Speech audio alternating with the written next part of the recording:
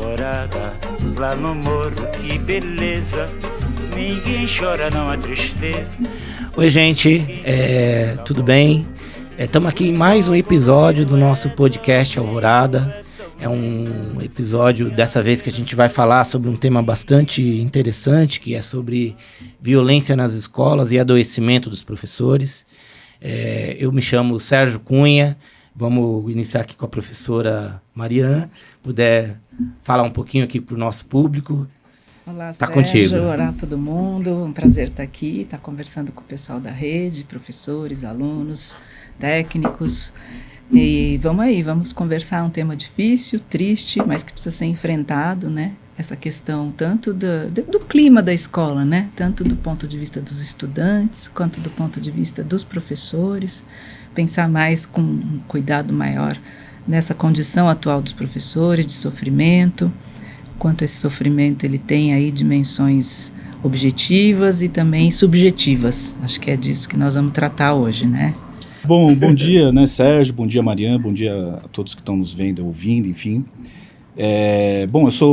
Hoje eu sou psicanalista, enfim, e atendo, né, em clínica e tal, mas eu tenho uma história na educação. A partir de 2005, né, eu comecei a dar aula como professor de história. Minha formação é história e filosofia, né, e durante 16 anos eu fui professor, hora da rede estadual, hora da rede municipal.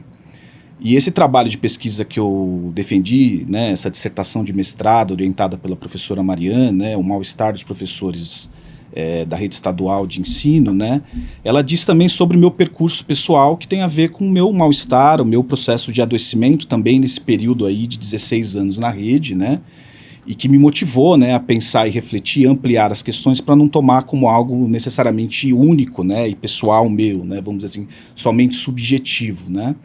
E eu lembro, né, inclusive, né, que eu acumulei 2 anos a rede estadual e a rede municipal, que eu sei que é uma questão de muitos professores, né, da rede, né, de pública de ensino, acumular com outros trabalhos, né, e foi nesse momento que eu lembro que eu tive um processo de adoecimento mesmo, assim, sabe?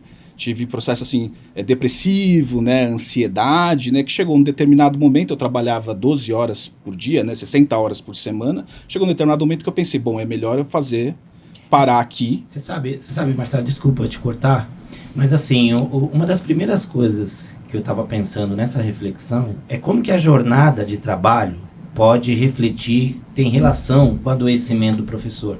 Acho que é isso, essa linha que você está trilhando aqui. Sim. Na sua explicação. Queria que você pudesse desenvolver isso, acho que é legal.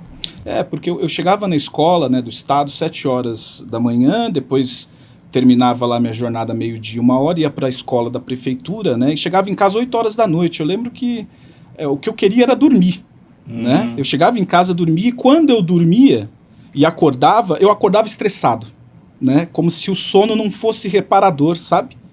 Então aquilo foi me produzindo um acúmulo, né, de intensidade daquela quantidade, daquela jornada de trabalho, que eu cheguei a algum momento, comecei a adoecer mesmo, né? Em abril de 2012 eu acabei exonerando o estado, ficando só na prefeitura, né?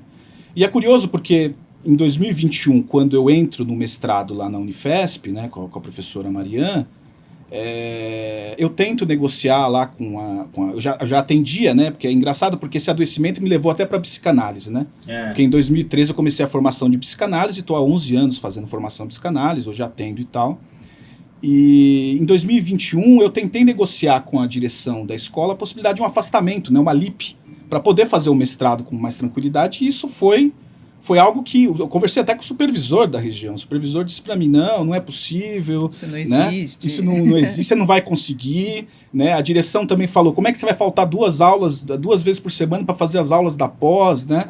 Então, quer dizer, isso já é o reflexo, né? Ou seja, quando o professor ele tem a condição de ampliar, né? Inclusive eu fazia uma pesquisa em educação, né? Quando o professor tem a condição de ampliar a sua possibilidade de refletir, né, resgatar uma dimensão, que é uma dimensão do adoecimento do professor, que é a questão da perda da dimensão intelectual. Né? Como é que um professor que trabalha 12 horas, 10 horas por dia, vai chegar em casa e vai ler um livro? Como é que ele estuda, né? Como é que ele estuda? A gente esquece um pouco isso, né? A profissão de professor, ela é muito diferente de outras profissões. E é uma profissão que envolve uma coisa chamada estudo. Né? E o modo como está colocado hoje, principalmente na rede estadual, não permite mais esse momento do estudo, né? E aí, retomando a sua descrição do seu dia, né, das 7 horas da manhã em sala de aula, né, me fez lembrar também um pouco aquilo que o Adorno já apontou para a gente como uma marca do século XX, de vários trabalhadores, inclusive, e que foi entrando na escola e foi entrando para o professor enquanto trabalhador, que é essa ideia dessa sequência ininterrupta de atividades que muitas vezes elas não são voltadas para o fim. Então, por exemplo, qual que é o fim, a atividade fim do professor? É ensinar pessoas, né? Só que o que a gente tem observado é um acúmulo de atividades que muitas vezes são preencher o diário, e aí hoje em dia você tem que fazer a chamada pelo celular, e o celular não pega a internet, e aí você não consegue fazer a chamada e você tem que fazer, fica estressado e tem que fazer algum tipo de gambiarra, algum tipo de arranjo para continuar a fazer a tal da chamada, e isso toma teu tempo muito mais do que a aula que você tinha pensado em dar. Né? São 45 minutos, né? E aí, muitas vezes, o professor não consegue dar conta das duas coisas. Isso é comum acontecer. E essa sequência, então, o que a gente quer no final do dia, como o Marcelo estava dizendo que ele só queria dormir, né? Mas também a gente vai sentindo assim que o dia é uma sequência de atividades, de tarefas, que a gente tem que tirar da frente, que a gente quer eliminar. A gente até às vezes usa a palavra matar. Então, matei essa tarefa, agora eu vou para a próxima. Matei essa tarefa, vou para a próxima. E isso vai nos tornando muito frios, né? A gente vai se tornando menos gente, a nossa subjetividade vai se empobrecendo e a gente vai virando um fazedor de tarefas, né? E isto é um dos lugares onde a gente pode adoecer. É uma das condições que pode nos levar ao adoecimento. Encarar a vida como uma eterna tarefa, né? E às vezes até o lazer. Então a gente tem eventualmente feriados, a gente tem férias, e aí fica também essa pressão. O que você vai fazer nas férias? O que você vai fazer no seu feriado? Você já planejou seu feriado? E aí fica tudo nessa lógica de uma sequência de tarefas, inclusive no que seria um suposto tempo livre, né? E que muitas vezes, então, tudo que o professor menos quer fazer no tempo livre é estudar, porque fica essa ideia de, não, eu vou ter que limpar a casa, eu vou ter que correr atrás do dentista que eu não pude ir, eu vou ter que fazer uma série de atividades que a escola não permite que eu faça durante a minha jornada, né? E o tempo livre também se esvai, e quando ele existe, a gente busca esse amortecimento, que seja dormir, seja tomar uma cervejinha, ir para assistir uma série na TV, que é essa ideia de uma total alienação. E como que vocês acham que essa questão do mundo tecnológico influencia no adoecimento da professora, do professor? Como que vocês veem isso? Bacana essa pergunta. É importante lembrar que ser humano é também desenvolver uma dimensão técnica. Então, nós, enquanto seres humanos, em diferentes períodos da história da humanidade, tivemos essa característica de desenvolver técnicas. Inventar o lápis é um desenvolvimento tecnológico, tá? Agora, o que a gente fez no século XX é assustador.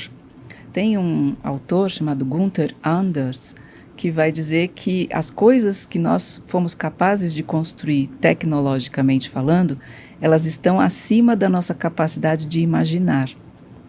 Então, por exemplo, a bomba atômica. Por exemplo, o que nós fizemos, a técnica que a gente desenvolveu para construir os campos de extermínio, né, câmaras de gás, ou mesmo hoje em dia a técnica que a gente desenvolveu para com um drone matar pessoas, né? Isso está além da nossa capacidade de imaginação. Eu sei objetivamente falando que nós temos a capacidade atômica de destruir o mundo 3 vezes, mas sinceramente, Sérgio e Marcelo, eu não sei o que isso quer dizer. Eu não consigo imaginar o que é destruir o mundo 3 vezes. Eu estou dando um exemplo dramático, né? Para entender que houve uma inversão de domínio e dominador na técnica, né? Então, nós não estamos mais dominando a técnica, nós estamos sendo dominados, nós não conseguimos pensar sobre ela. E no dia a dia, no cotidiano, no pequeno, isso também aparece, por exemplo, na sala de aula, né? Então, a gente está sendo engolido pela técnica. E não só na sala de aula. Queria comentar com vocês situações que têm ocorrido que são muito diferentes das que eu estava habituada como pesquisadora de escola, né? A gente vai muito para a escola fazer pesquisa, conversa muito com os professores da rede e sempre a gente conseguia um horário no ATPC. A gente sempre conseguia um horário no ATPC para discutir coisas com o colegiado de professores, discutir questões com a gestão e fazer atividades de pesquisa ou mesmo de formação de professores no ATPC. Sim. De uns tempos para cá, de um ano para cá, mais ou menos, a gente não consegue horário no ATPC. E os coordenadores falam, olha, não está dando porque o ATPC está totalmente tomado por uma programação via, eu não sei o nome direito, talvez eu vá falar errado, mas é pela televisão da SEDUC, tem um nome aí, né? É o Centro de Mídias. Centro de Mídias, isso. Isso. Né? Então, olha, a gente vai ter que deixar ligado o Centro de Mídias no horário do ATPC, os professores têm que responder, têm que ouvir um podcast do Centro de Mídias e eles têm que responder no celular deles, vai ter perguntas para eles responderem para comprovar que eles ouviram o podcast ou que eles assistiram ao Centro de Mídias, então não há horário no ATPC para as pessoas se encontrarem, para as pessoas conversarem. Muitas vezes a gente tem sentido essa dificuldade para entrar nas escolas também, para dar, por exemplo, falar para os professores sobre os seus direitos, para dar informes sobre o que está acontecendo nas negociações do sindicato com o governo, né? Então tem tido, isso que você está dizendo é uma coisa que tem sido bastante frequente, de fato. E é uma preocupação nossa. Mas, e aí vamos pensar na dimensão mais intrapsíquica, né? Então, o que isso causa nas pessoas, nos professores e nas professoras? A gente tem uma sensação de perda de conhecimento, de saber sobre si, sobre o que vai fazer como profissão, porque a gente fica colocado numa posição de heteronomia. Então, é o que o Centro de Mídias mandou eu fazer, o que é para eu fazer agora, e a gente se sente muito inseguro, você tem toda a razão, nos equipamentos mesmo, tecnológicos. Será que eu apertei um botão errado? Será que eu mandei mesmo? E isso vai deixando a gente nessa posição em falso, né? Numa posição de minoridade, de submetido a uma autoridade, que é uma autoridade meio vazia, né? Não é uma pessoa. A gente sabe que não é o diretor ou a diretora da escola. É o sistema. Exato. Bota uma culpa no sistema. Exato. Mas entende que isso vai colocando nós, que somos adultos, os professores e as professoras que são adultos, profissionais, que estudaram história, filosofia, ciências, num lugar de não saber, né? De, eu não sei fazer, o que é para fazer agora. Isso vai nos deixando mais fragilizados, menos autônomos, e isso é um lugar possível de adoecimento, né? Da gente se sentir impotente e a gente baixar a estima da gente com a gente mesmo, do que a gente é capaz de fazer.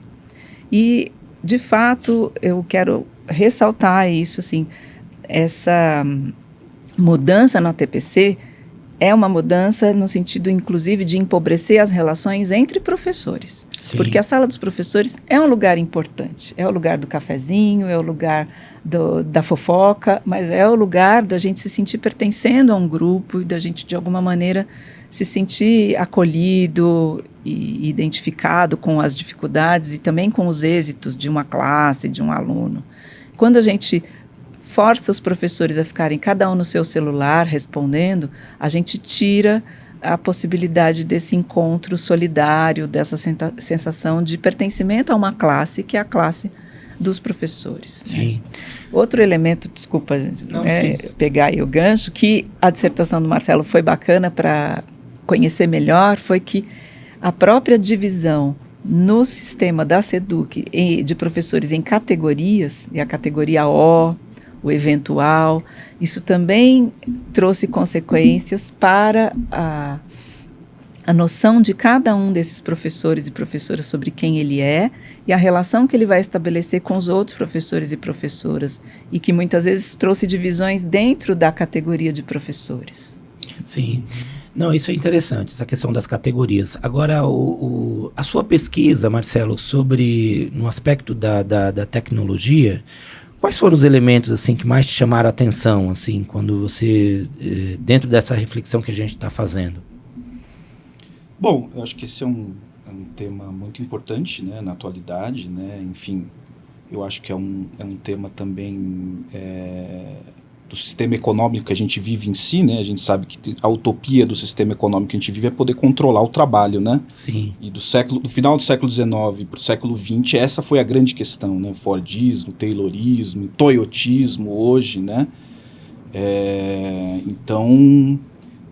isso é uma questão decisiva, né? E até pela natureza do trabalho do professor, né? Porque o professor não produz um objeto, né? Um produto em si, mas ele é produto de relações, né? Sim. É através das relações que se estabelecem aí um saber, uma aprendizagem, enfim, né? Então, quer dizer, a complexidade para você controlar, né, esse trabalho também é difícil, né, para o sistema, vamos dizer assim, né? Porque, enfim, em última instância também o professor vai estabelecer um vínculo ali que é muito próprio e é a experiência dele, né? Então eu acho que o que eu percebi na minha pesquisa, principalmente pós-pandemia, né, parece que isso, depois da pandemia, isso ganhou um peso gigantesco, né? Sim. Né, enfim, o uso de lives, né, o uso de diário digital, né, enfim. E os professores, eles apontam isso, né, isso não surgiu como uma questão assim direta para eles, mas essas questões elas escapam mesmo, né, e elas interferem, né, diretamente nas relações entre os professores e o ambiente escolar mesmo, né. Então o professor, por exemplo, vai lá para um ATPC, né, que nem a Mariana estava falando, e a coordenadora, agora não estou com tempo, vai lá assistir lá um vídeo no centro de mídias, né. Então, quer dizer, isso já determina uma forma como a relação vai ser estabelecida ali, né. De modo que cada um vai assistir, vai absorver, né, individualmente, né, algo externo, vamos dizer, à escola, né. Então esse é um dado importante. Acho que outro dado importante que aparece, né, na pesquisa são as câmeras na sala de aula, que teria que ser feito um estudo sobre isso, né, porque parece que está, né, enfim, crescendo gigantescamente, né. Inclusive a gente viu aquele caso daquela professora que foi assassinada, passou, né, como no programa da tarde, né, e no mundo todo, né. Então, quer dizer, essas câmeras também criam, educam, né, não só os professores, mas os próprios alunos, né, numa sensação persecutória, de que sabe lá quem está olhando, né, enfim, e essa sensação persecutória vai se estabelecendo entre os próprios professores, né, o que eu vou fazer, como agir, né, como me posicionar, enfim. E mexe com um aspecto da LDB, que é a Lei de Diretrizes e Bases da Educação, que é muito interessante, né, que é o nosso direito de aprender, de ensinar e aprender, né? Então, quando você bota uma câmera na sala de aula, você mexe com isso. E o que a gente tem percebido que tudo tem sido normalizado, né, cada vez mais tem se defendido essa prática nas escolas. A gente tem percebido isso nas visitas que a gente faz também enquanto sindicato, né? Eu acho que tem acho que tem uma base aí que às vezes a gente não se dá conta muito, que é quando instalam-se câmeras nas escolas, instalou-se a desconfiança. Porque você não tem mais, então, a confiança de que você está deixando o seu filho num lugar, numa instituição, que sabe o que está fazendo. Você não tem mais a confiança de que a equipe gestora se responsabiliza pelos atos que vão acontecer dentro daquela instituição, naquele tempo, naquele espaço de tempo, e você tem que colocar essa confiança num instrumento e não em pessoas, e um instrumento, como estava dizendo o Marcelo, fora da escola, externo à escola. Então há uma quebra do vínculo de confiança das famílias com a escola, da gestão com a equipe de professores, dos professores com os estudantes. Você quebra vários vínculos de confiança quando você instala uma câmera. E acho que é uma dimensão que as pessoas não se dão conta. Elas acham que elas ficam mais seguras. E não, o efeito é o contrário. Do ponto de vista psicanalítico, o que a gente tem é alimentar, como o Marcelo falou, aspectos persecutórios ou mesmo paranoides. Né? Então a gente fica menos seguro, a gente fica, será que alguém está olhando? Todo mundo, né? E você perde a confiança de que ali é um lugar chamado escola, é uma instituição que sabe o que está fazendo e que tem uma finalidade muito clara e que os adultos que estão naquele espaço são profissionais, treinados, bem formados e que vão fazer as suas atividades. Eles não precisam ser filmados, eles não precisam ser vigiados. Se você coloca nessa perspectiva, você coloca que há uma desconfiança sobre o que eles vão fazer, o que está sendo feito lá dentro. E, novamente, isso abala a própria constituição psíquica dos professores e professoras, né? Eles passam a também desconfiar de si e do outro, né? Sim. Mariana, eu queria entrar num tema que eu acho que também é bastante relevante para a nossa reflexão, que é sobre como a sociedade se encontra, né? A gente, 2022, no final de 2022, a gente encerrou aí 4 anos de um governo, né, o governo Bolsonaro, onde se normalizou a ideia do ódio, né? A ideia de você falar o tempo todo coisas que a gente entende que está completamente fora de uma perspectiva civilizatória, né? Então, a cada vez, esse certo suposto, essa suposta lógica autêntica do Bolsonaro colocava para as pessoas coisas que até então as pessoas tinham vergonha de dizer, né? Eu queria saber de vocês, o que isso, na opinião de vocês, impactou na sociedade que a gente vive atualmente, né? Como que as pessoas passam a se relacionar quando algo que é visto como repulsivo até certo momento passa a ser colocado pelo presidente da República como algo normal, né? Eu queria que você falasse um pouquinho sobre isso, depois a gente pode conversar um pouquinho mais sobre a questão da pandemia, de como isso aconteceu, mas especialmente esse momento, né? Como que a sociedade vem normalizando o ódio. Eu queria que vocês falassem um pouquinho sobre isso e os impactos disso no nosso dia a dia. Eu sei que a sua pergunta foi sobre a vida social mais ampla, mas eu vou voltar para a escola, porque infelizmente é onde isso para mim, no meu dia a dia, apareceu mais, né? Tem escolas com as quais a gente trabalha já faz um tempo, a gente faz pesquisas, rodas de conversa, enfim. E são escolas que estão engajadas e preocupadas com a questão da violência, por exemplo, né? Entre outras preocupações, mas essa é uma das questões que as escolas que a gente trabalha têm. E aí, em janeiro, geralmente é época de férias, né? Uma época de menos atividade nas escolas. Em janeiro de 22, a coordenadora de uma escola me procurou e falou: olha, os pais estão vindo aqui de um jeito que eu nunca vi na vida. Eles vêm agressivos. Eles começam a conversa já nos xingando e eles dizem, agora eu posso. E foi muito assustador para nós entender isso. Então, chegou muito rapidamente nessa situação. Entre os estudantes aumentou, mas a gente tem aí um outro jeito de lidar, porque são pessoas que estão em formação, né? Agora, o mais assustador foi essa relação que a gente pode pensar assim, a comunidade em volta da escola, né? Que eu acho que essa é uma dimensão que é importante ter sempre um olhar sobre isso. A escola forma, e ela forma não só os estudantes, ela também forma o seu entorno, a sua comunidade, né?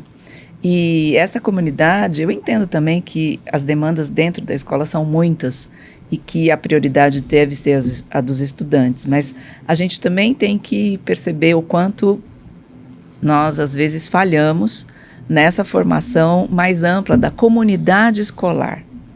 Então, o quanto essa comunidade escolar requer uma constante formação, e essa comunidade veio com muita raiva, com muita desconfiança para cima da escola a partir de 2022. E aí foi todo um trabalho que a gestão tem que fazer, principalmente... 2018, né, no caso. Desculpa, 2018, de 2018 a 2022, né? Todo um trabalho que a gestão da escola teve que fazer e tem que fazer de cuidar desse ódio, né? E transformar em respeito. E respeito. Agora, por que é que isso veio para a escola? Eu acho que a gente, do ponto de vista social, a gente não fala muito de um certo ressentimento contra o andamento civilizatório. E há um ressentimento geral e há um ressentimento com relação ao conhecimento formal. que, por exemplo, na pandemia ficou mais explícito com relação a essa desconfiança de vacina, né? E que durante a pandemia teve esse desdém pela ciência que a gente teve que combater. Mas isso é uma parte mais explícita de um ressentimento mais amplo, que é o ressentimento com relação ao conhecimento em geral.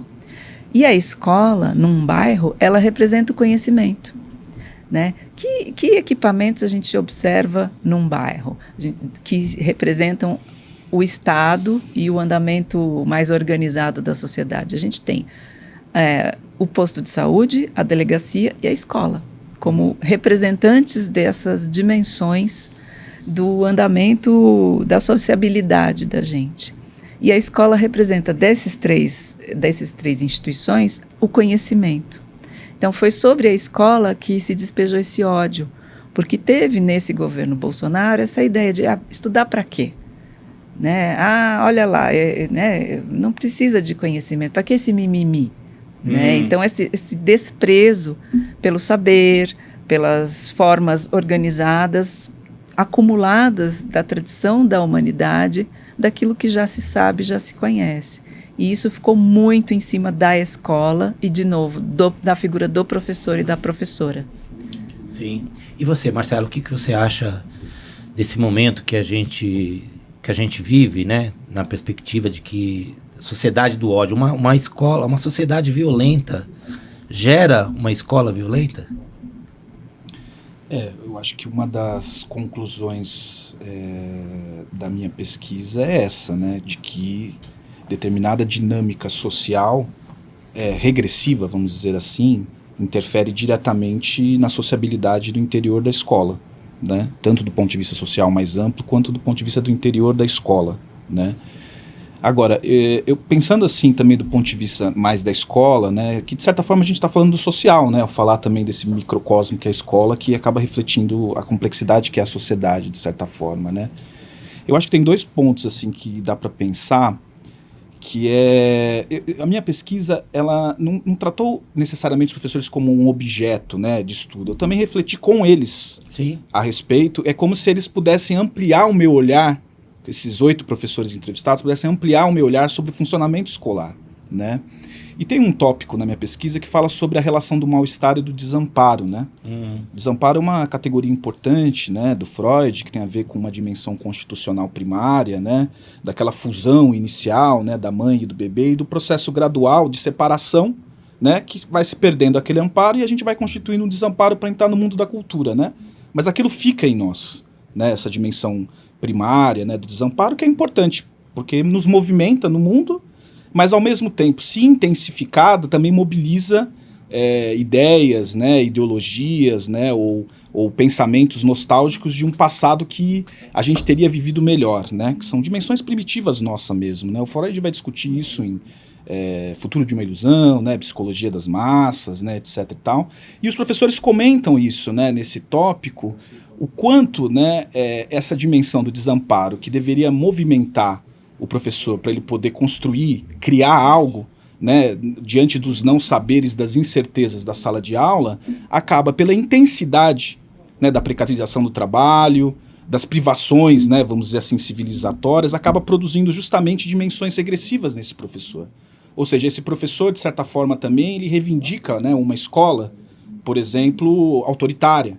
Né, ele reivindica uma escola da época da ditadura. E nesse sentido até pode se associar a esses pensamentos que precisa botar ordem.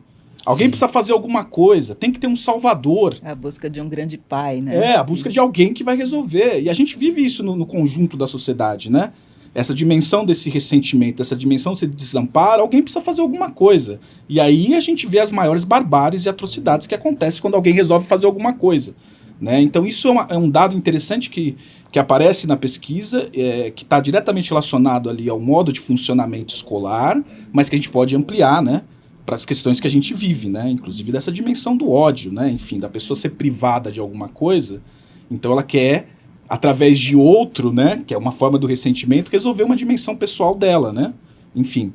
Esse é um dado. Agora, um outro importante de pensar, e esse é uma questão assim que ainda acontece e nos toca, uma certa... Como que isso se configurou nos professores de ciências humanas, Em especial, não só, né? Mas, enfim, eu acho que os professores de história, os professores de filosofia, os professores de sociologia, eles comentam situações que eles viveram na escola de aluno gravando. Ah, professor, o que você acha do Bolsonaro? E vai lá, e aí o professor percebe e tem que lidar com aquele constrangimento, aquele mal-estar. Ou seja, você estava falando da sociedade tecnológica, né? Olha só como ela se amplia também, né? O aluno está filmando lá em cima, por que eu não posso filmar a aula do professor aqui? Né? Então, o professor ele ficou num lugar, né, vamos dizer assim, e isso era divulgado na mídia, e a gente tem os linchamentos, né, que acontecem nas redes sociais, fazem um recorte da aula do professor, nem sabe o que ele está falando, né, se descontextualiza, e ele vira esse linchamento que mobiliza e liga os grupos, né, que o Freud fala, né, libidinalmente, né, eles se ligam libidinalmente através do ódio ao outro. Eu acho que essa é uma expressão do bolsonarismo, né, como criar um inimigo. Aliás, como todos os regimes, né, mais fascistas, né, criaram um inimigo para poder unir o grupo pelo ódio, né? Então essa é uma questão que apareceu também nessa figura da escola, enfim. E talvez, assim, paradoxalmente, também porque a escola cumpre um papel, né?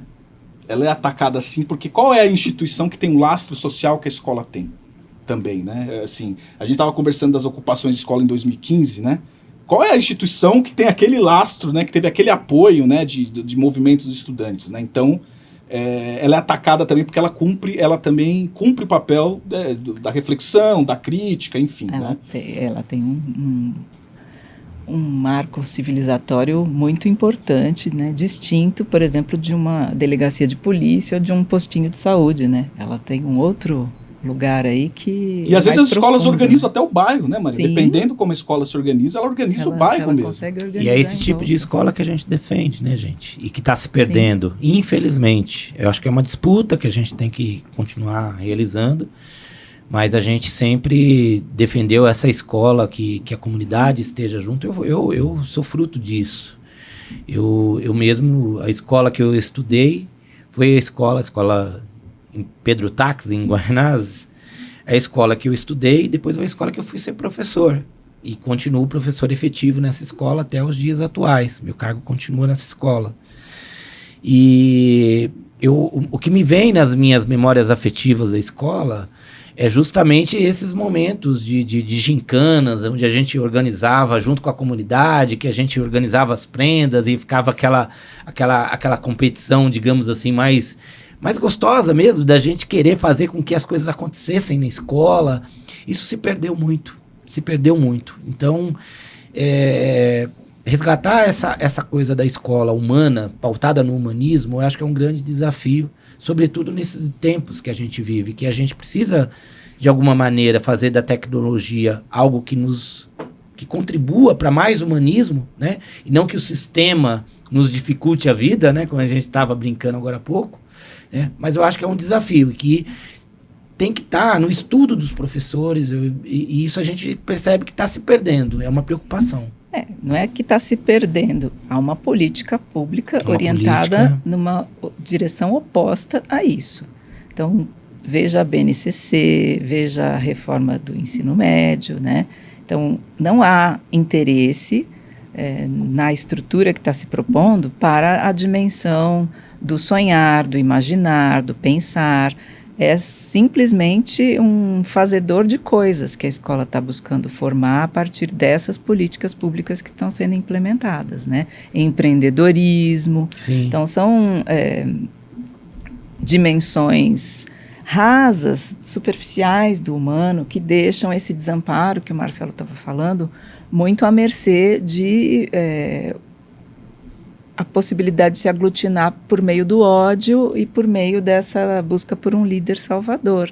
A gente diminuindo a possibilidade de formação mais completa do ser, uma formação mais complexa, mais profunda, refletida, né? O Adorno falava que nesses momentos que a gente está vivendo, que são tempos em que a organização econômica e política não são favoráveis a uma transformação radical da sociedade, o que é possível fazer na escola é trabalhar na direção do desenvolvimento de uma consciência autorreflexiva. Quanto mais a gente puder desenvolver essa consciência autorreflexiva, menos a gente vai ficar à mercê de discursos de ódio, de discursos de desprezo ao conhecimento. Mas bem claro, né, essa consciência autorreflexiva ela só pode acontecer coletivamente.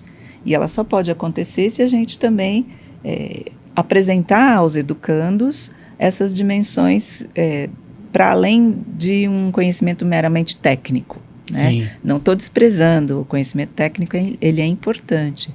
Mas essas dimensões que você estava trazendo, né, da gincana, né, apresentações de dança, de música, exposições de expressões artísticas, das artes plásticas, tudo isso fica esquecido, né, nessas políticas, mas eu quero insistir, isso não é à toa, isso não está acontecendo... Isso é um projeto. É um projeto que está muito bem organizado pela SEDUC e que o governo Temer também tentou implementar de modo nacional e que o Estado de São Paulo resolveu abraçar a partir da reforma do ensino médio, né?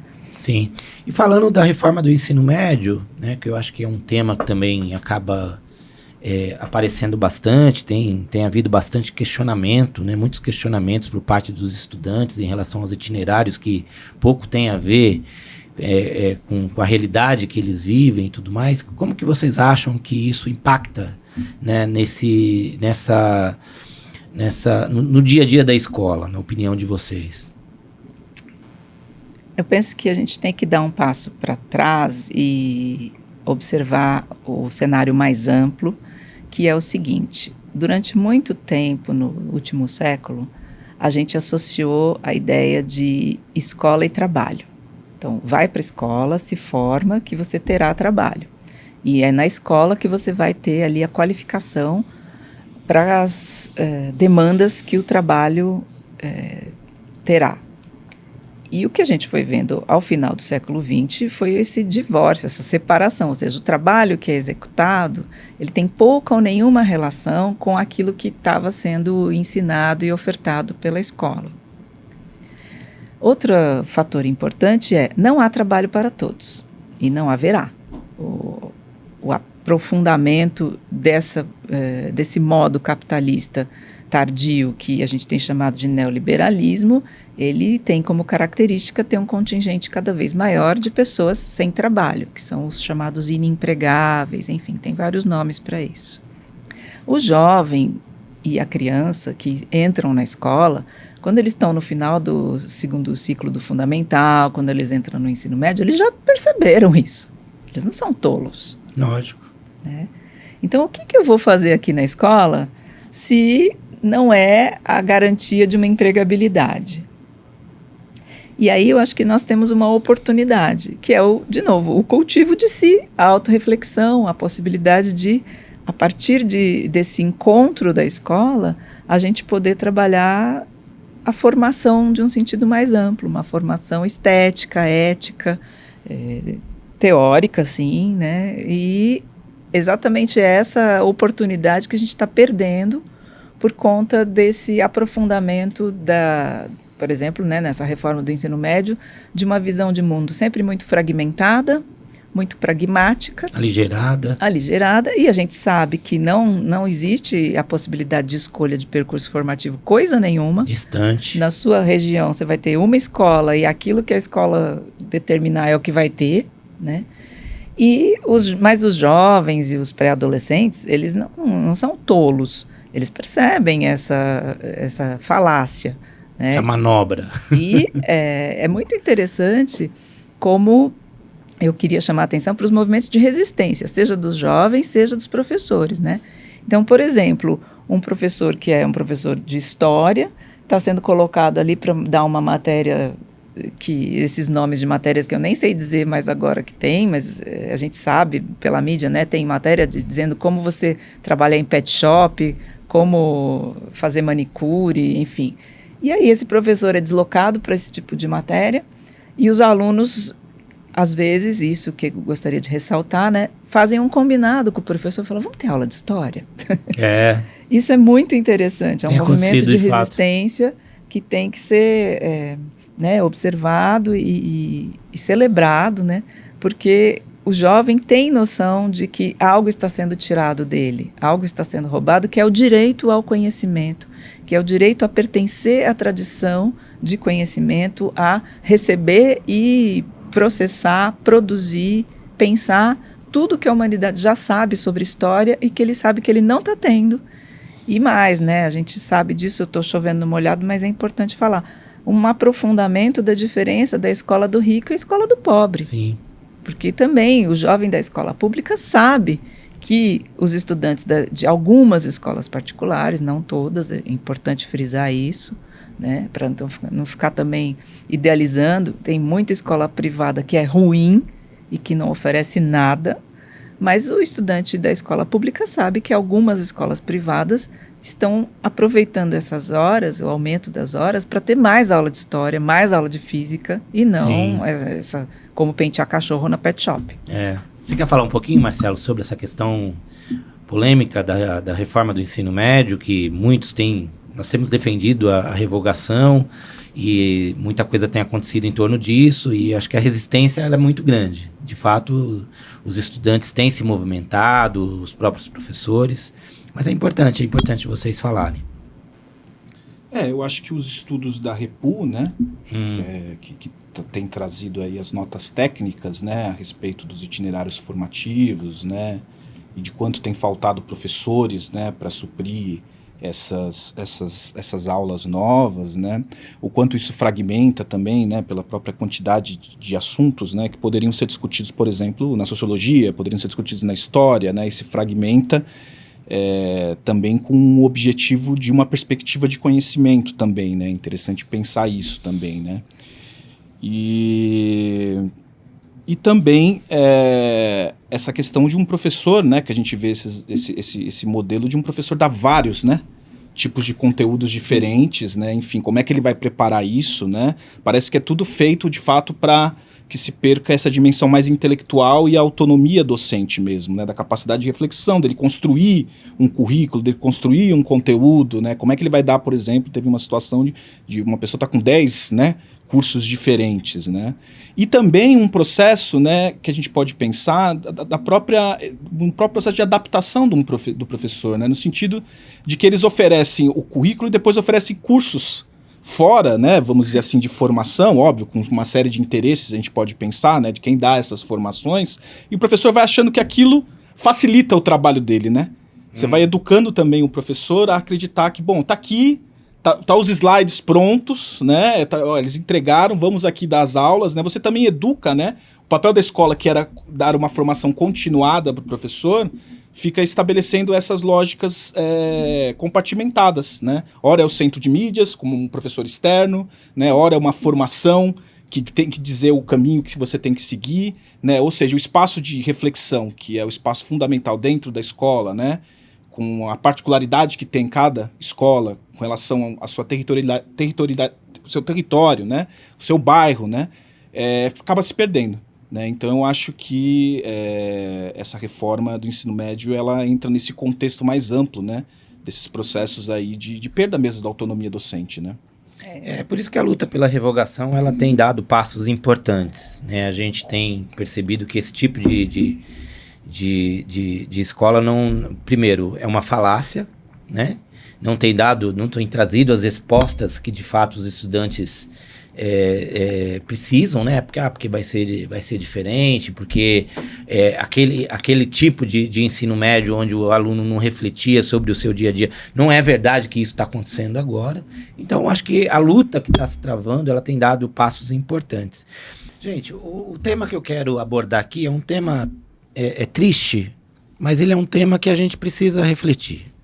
E certamente a contribuição de vocês ela é muito importante nessa temática, né? Em março de 2023 ocorreu um episódio na escola Tomásio Montoro, que uma professora foi morta por um aluno a facadas, né? Numa situação bastante preocupante, né? Muito triste aquilo que aconteceu. A professora Elizabeth, com 71 anos, uma professora que dedicou a vida inteira ao magistério, ao ensinar. E essa professora foi morta por um estudante, né? Eu queria saber de vocês o seguinte, gente, Depois houve outros episódios também de ataques às escolas, ataques bárbaros, né? Mas esse caso em especial, eu acho que é um exemplo para a gente refletir como que a gente lida com a violência que muitas vezes o estudante pode trazer para a escola. Como lidar com isso? Né? Que eu acho que é uma pergunta que fica, né? Que vai acontecendo casos. E como tratar isso, gente? É muito, muito difícil, chocante, né? Nos toca, nos comove. Mas eu vou propor que a gente divida a nossa reflexão em vários campos, tá? Porque é um problema complexo. Então você falou assim, o estudante traz a violência para a escola. A escola, como a gente estava conversando agora, né? Ela tem uma porosidade com relação ao andamento social. Então, quando a gente fica diante de uma situação tão triste como essa, às vezes a gente tende a pensar a escola como um objeto isolado e que a violência estava fora da escola e que, tragicamente, adentrou a escola como se ela fosse um lugar intocável. E não é. Não é uma ilha, é verdade. Não é uma ilha. Ela é porosa. Então, a violência está também, infelizmente, na escola. E não seria diferente, dado que estamos numa sociedade violenta. Da mesma forma que somos uma sociedade contraditória e, portanto, a escola também tem contradições. E, então, a mesma escola que é capaz de, infelizmente, abrigar episódios de violência horrendos, é a escola que é capaz de pensar em ações coletivas e construtivas, como você estava falando da saudade da sua infância, da sua juventude, né, em gincanas, expressões artísticas, né. Então, a escola ela tem essa potência dada a sua contradição. Outro elemento que é importante a gente considerar é que a gente usa às vezes a expressão ataques nas escolas e eles são diferentes. Então, a gente estuda isso, né? Eu coordeno o grupo de estudos e pesquisas em cultura, diversidade e educação e a gente tem pesquisas sobre violência escolar. Dentre as violências, por exemplo, o bullying. E é importante a gente diferenciar, embora seja muito triste, né? Entender cada situação em que ocorreu uma morte ou ferimentos graves de pessoas dentro da escola, que elas não são as mesmas. Então, uma coisa é uma pessoa que está num surto psicótico pular um muro e atirar contra crianças e professores, que ocorreu, é horrível, ocorreu, é tristíssimo. Outra coisa é um ex-aluno entrar na escola em que ele foi aluno e atirar em professores e alunos. Outra coisa é um jovem que não é aluno daquela escola, mas a ex-namorada é da escola e ele entrar na escola e tentar matar a ex-namorada. Entendem que são situações, todas elas terríveis, todas elas muito traumáticas para o andamento da escola, mas são movimentos diferentes do agressor. Então, a gente precisa identificar quais são esses movimentos e aí sim pensar em formas de combater cada um deles. Mas se a gente colocar todos no mesmo saco, vamos chamar assim, a gente não vai conseguir enfrentá-los de uma maneira satisfatória. Um equívoco que eu tenho tentado combater ultimamente é essa ideia, essa sim é muito equivocada e a gente precisa deixar isso bem claro, de que geralmente o ataque é de alguém que sofria bullying. Isso não é verdade. Tá? O que a gente tem observado, infelizmente, é que quem pratica bullying pode se tornar um adulto que pratica feminicídio, pode se tornar um adulto que pratica estupros, porque aí sim tem um prazer em destruir o outro, qualquer que seja o outro. Tem um prazer muito grande em infligir dor no outro, em tratar o outro como coisa. Então, esse é um jeito de violência que, infelizmente, a gente observa em diferentes lugares da nossa sociedade e também na escola. E esse precisa ser combatido, pensando que se a escola é um lugar de educar, de formar pessoas, essa é uma tarefa da escola, sim, coibir, impedir de qualquer maneira, imediatamente, qualquer tipo de expressão dessa natureza, de alguém que acha que pode, porque é mais forte, humilhar o outro. E isso é um tema difícil nas escolas, porque, infelizmente, muitas vezes os adultos da escola ainda tratam isso como brincadeira. Fala, não, é só uma brincadeira entre eles. Ah, hoje esse aqui estava enfiando a cabeça do outro no lixo, mas amanhã esse outro, eles são da mesma turma, eles são amigos, então amanhã esse outro que estava sofrendo a violência vai jogar um copo de Coca-Cola naquele lá, então está tudo bem. Não, não está tudo bem.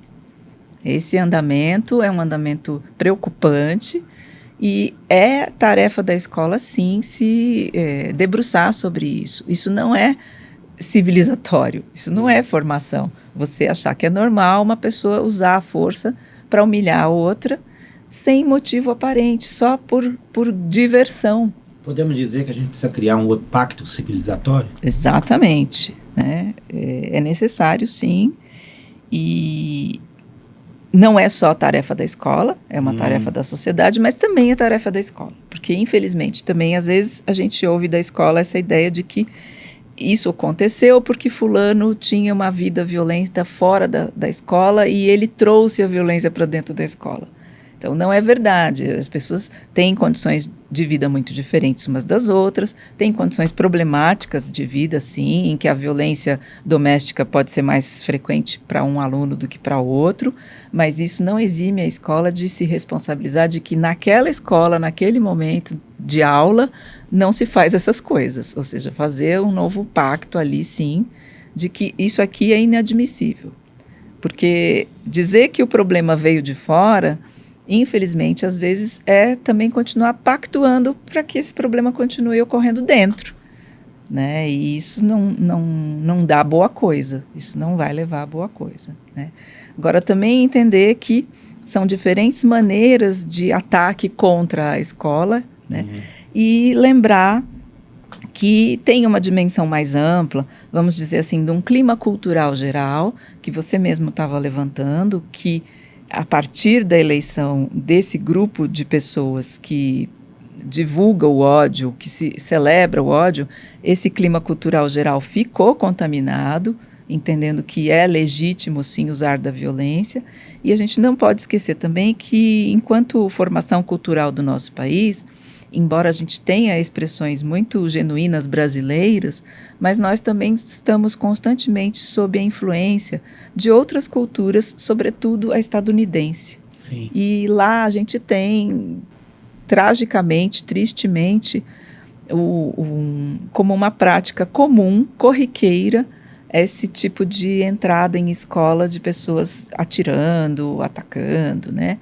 Então, são muitos elementos, entende? Esse assunto ele tem que ser visto de vários ângulos, inclusive esse, vamos chamar assim, da indústria cultural, que há aí a tentativa de uma normalização da lei do mais forte, do uso de armas. A gente está saindo desse governo Bolsonaro com uma população mais armada, isso é um problema que precisa ser encarado, né? Nós temos muito mais armas em circulação agora. O que a gente faz com isso? Então, são muitas as dimensões do problema, para a gente reduzir isso a uma questão que é um aluno mal educado veio na escola e saiu atirando, né?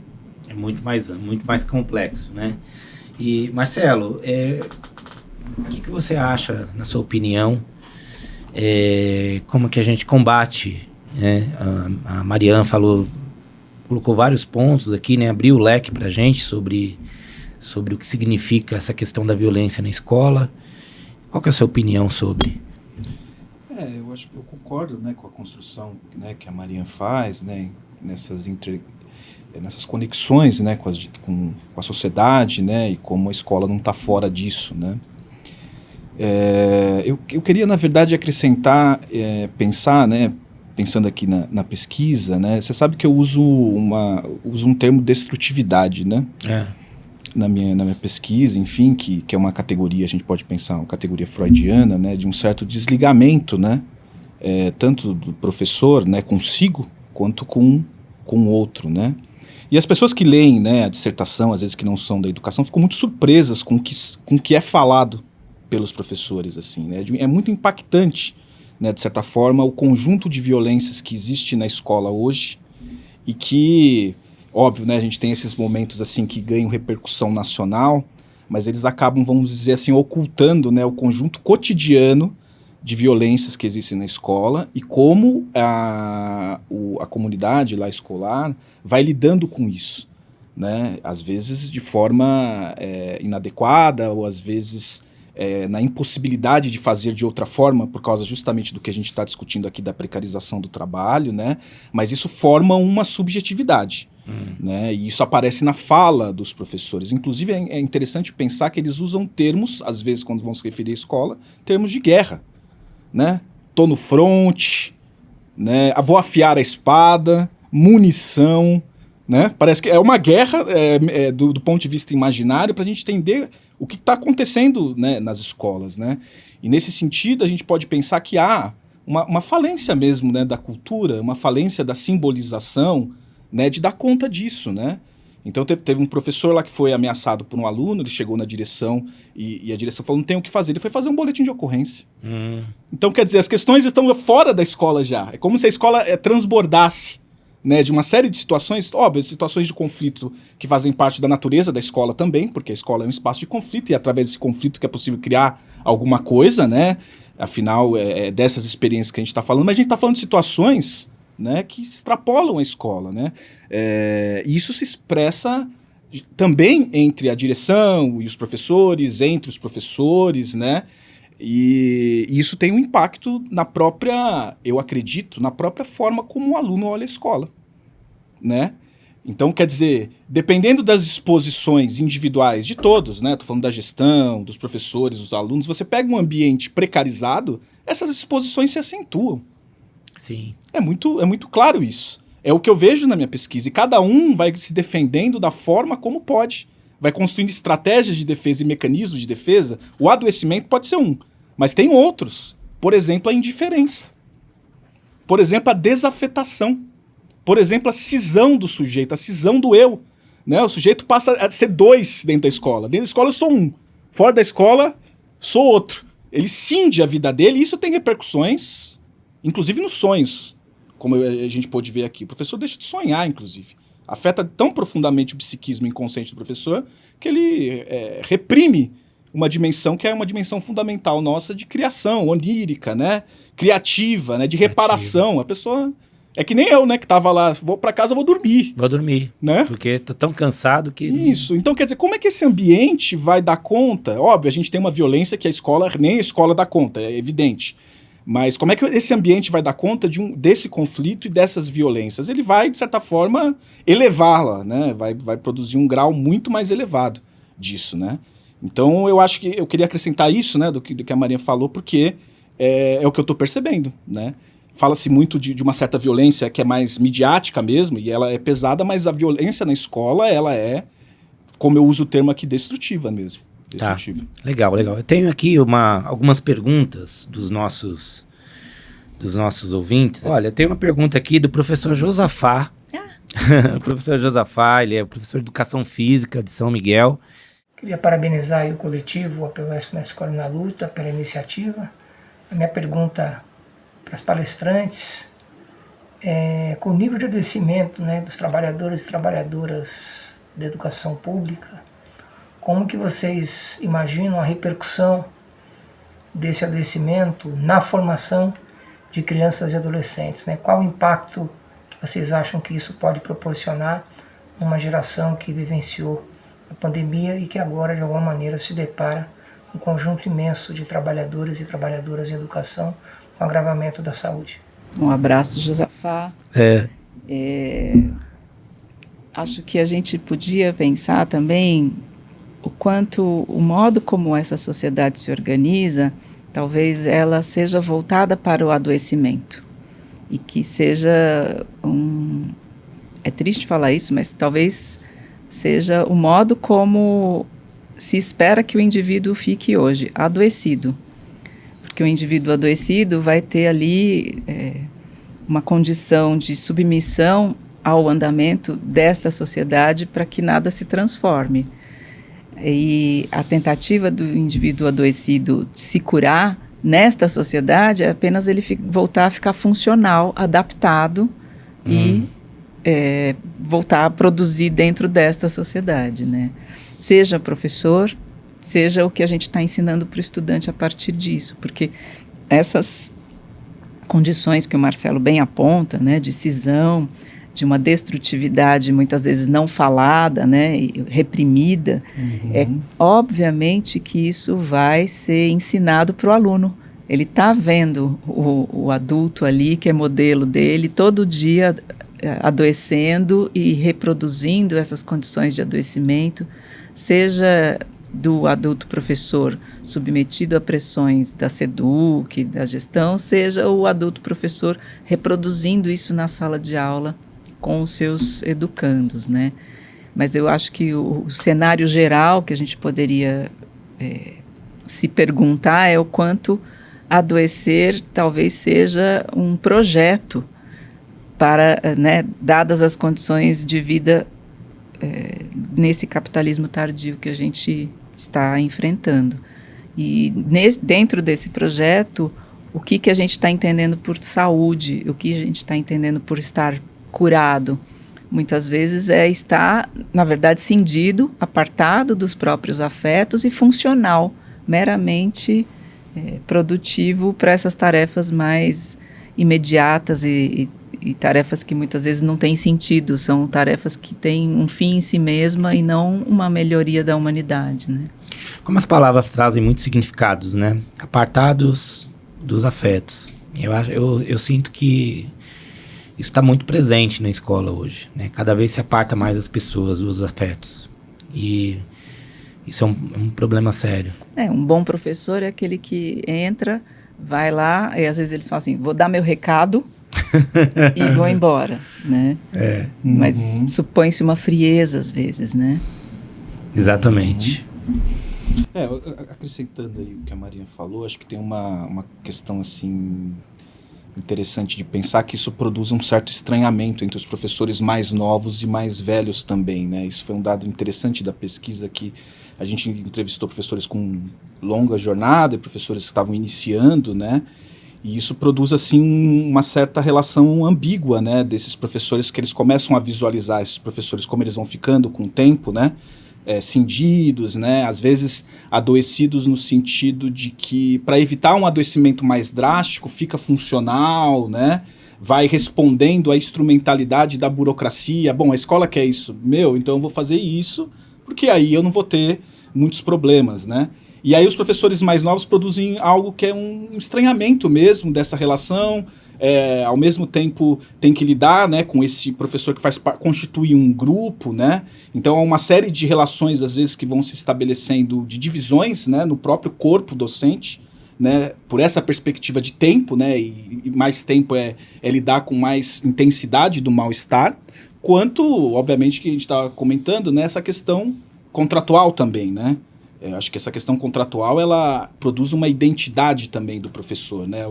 Categoria, o que aparece todos os professores falaram sobre isso. Aliás, tem uma coisa até, enfim, bárbara, assim, eu acho até, mas eu acho que é o ícone dessa questão, que todos eles falaram de lugares de sentar na mesa da sala dos professores, né? Nem que seja algo como humor, sabe? Tem o lugar do efetivo, tem o lugar do OFAO, tem o lugar do eventual, tem o lugar, como se tivesse um lugar de distinções, né, também, né, que intensifica esses processos de hostilidade e violência na escola e de um adoecimento que é social também, né? Sim. A gente fala de um adoecimento individual, mas também um adoecimento que é do grupo.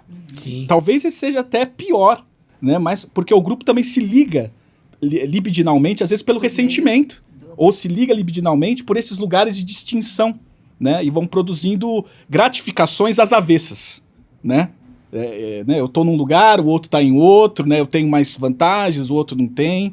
Quer dizer, isso não, e eu estou falando isso não no sentido pessoal do termo, é o que aparece na pesquisa mesmo, mas é uma dinâmica social, né? Que se a gente for avaliar como se estabelece as distinções de classe, na escola se reproduz, às vezes até de forma caricatural, né? Mas é o que a gente percebe pelo que os professores falam, né?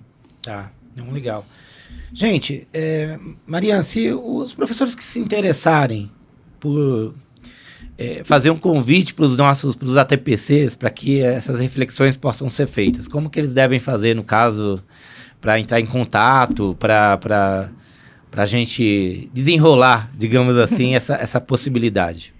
Eu convido os ouvintes, né, a visitarem um site que é o Observatório da Educacau.unifesp.br, que a gente tem ali alguns textos já produzidos, tem resultados de pesquisa, e quem quiser entrar em contato para a gente bater um papo, para a gente visitar as escolas, entre em contato comigo, meu e-mail é marian, com N de navio, .unifesp, marian.dias, desculpa. Marian.dias @unifesp.br. Ah, que legal, legal. Muito, muito, muito proveitoso. Marcelo, fala pra gente de um filme ou uma série pra sugerir aí para os nossos ouvintes. Uma série? Isso. Eu gostei daquela série Black Mirror. Black Mirror. Né? Que tá, enfim, tá não sei qual temporada aí, eu não vi a última, mas fala dessas questões da tecnologia, né? De como elas dominam a vida, né, subjetiva das pessoas, enfim, né? Então eu acho uma série interessante, eu não sei se vocês conhecem. Sim, você conhece? Conheço. Ah, legal, legal. Um livro? Um livro? Um livro, minha querida. Puxa vida, tem tantos.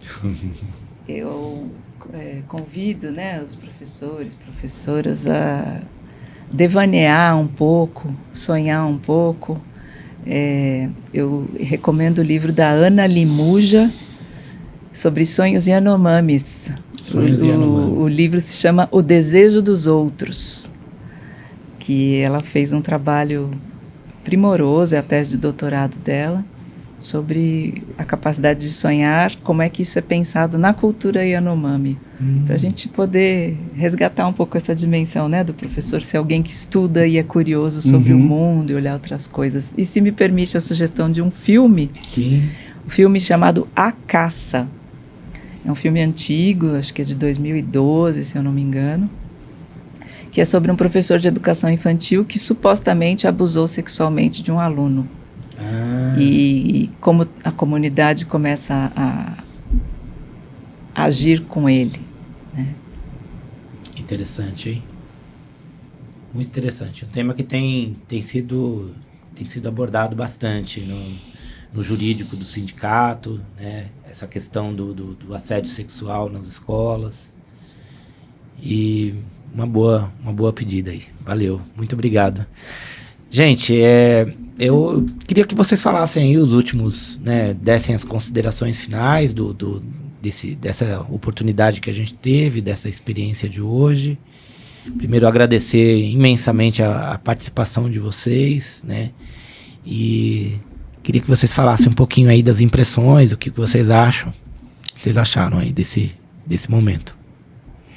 Bom, para mim foi uma primeira experiência, né, enfim, eu acho que é uma oportunidade muito interessante para eu debater, né, as questões que eu trago aqui na pesquisa. Acho que a pesquisa é uma pesquisa qualitativa, né, então são 8 professores entrevistados, ela só vai ter sentido mesmo a partir do momento que ela se ampliar e a gente dialogar com os pares, né, com os professores, para ver se isso faz sentido mesmo para eles, né, o que isso mobiliza em termos de reflexão para ele. E aqui eu acho que é o espaço muito decisivo, né, enfim, né, que vocês abriram para nós, né, a professora Marian convidou, enfim.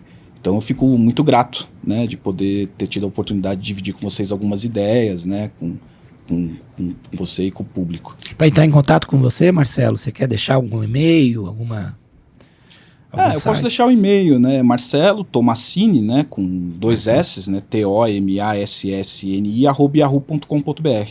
Obrigado, Marcelo. Obrigado mesmo. Agradeço. Marian? Agradecer muito o espaço da POSP para a gente pensar junto, né? A ideia é essa, né? A gente está sempre convidando o coletivo de professores e professoras para a gente pensar junto, porque o momento é difícil, a situação está tensa, está tenebrosa, e a gente precisa, nesses momentos, mais do que nunca, se unir para pensar em saídas que sejam boas para toda a humanidade por meio da educação, né? Sim. Sem abrir mão desse propósito. Tá, obrigado. Gente, hoje nós discutimos aqui no nosso podcast Alvorada, né, mais um episódio. A gente discutiu um tema que não é simples, não é fácil de discutir, que é um tema sobre violência nas escolas e adoecimento da nossa categoria, das nossas professoras e dos nossos professores. A gente espera que a gente tenha conseguido fazer uma boa reflexão para que as pessoas assistam aí o nosso podcast, né? E a gente certamente vai ter outras oportunidades, outros temas, e a gente pede para que vocês, mais uma vez, se inscrevam no nosso canal, que vocês comentem, dialoguem conosco, deixem os comentários, que isso é muito importante para que a gente possa chegar em mais e mais pessoas. Um grande abraço a todos e todas. Tchau, tchau. Que beleza, ninguém chora, não há tristeza, ninguém sente de sabor. O sol